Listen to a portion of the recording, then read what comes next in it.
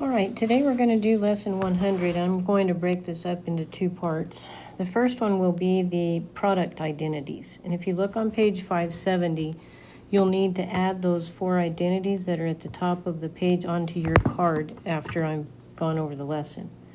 So we're going to start with 100.1. And in order to do this, we're going to use the identities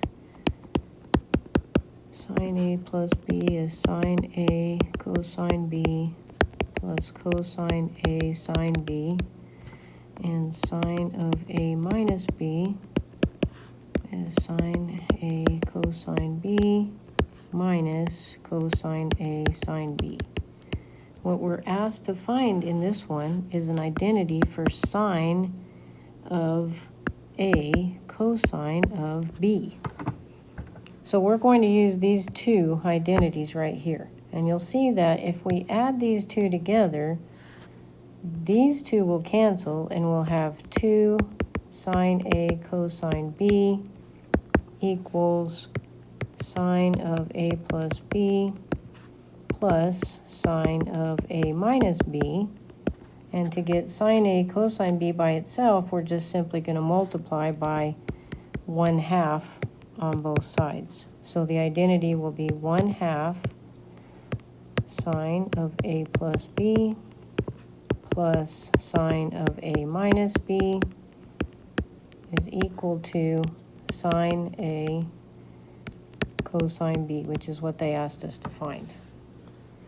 All right, so then 100.2 is asking us for cosine A cosine B.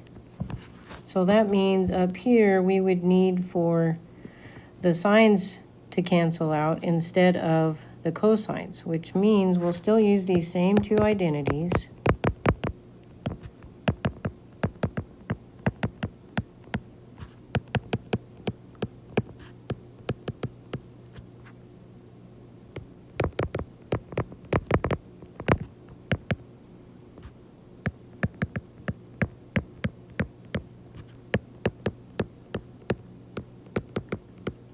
All right, but if we add them, the cosines cancel. So what we need to do is multiply one of them by a -1.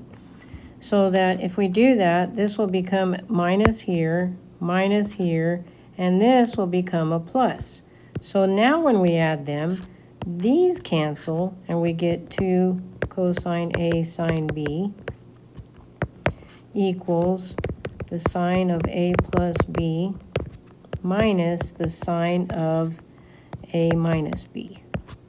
And again, to get rid of the 2 there, we're going to multiply both sides by 1/2. So this will be 1/2 of sine of A plus B minus sine of A minus B is equal to cosine A sine B. I wrote that wrong up here, sorry guys. I'm jumping ahead of myself. That's one of the next ones we're going to do. All right, so now look on page 571. The next one says to develop the identity for cosine A sine B. So if you look back on page 570, we're going to use letter C and letter D that were in 100.1. Because if we add those two equations together, the sine A sine B's will cancel. So here we're going to have cosine of A plus B is cosine A cosine B minus sine A sine B, and cosine of A minus B is cosine A cosine B plus sine A sine B. And we're trying to get cosine A cosine B. So see, if we add these two, then these will cancel. So we'll get cosine of A plus B plus cosine of A minus B will be equal to 2 times cosine A cosine B. And again, we multiply by 1/2 on both sides, we get 1/2 cosine of A plus B plus cosine of A minus B is equal to cosine A cosine B. All right, and then the last one of this group will be to find an identity for sine A sine B. So we'll use these two same equations, only I'm going to multiply the top one by a negative. So I'm going to write cosine A minus B is cosine A cosine B plus sine A sine B.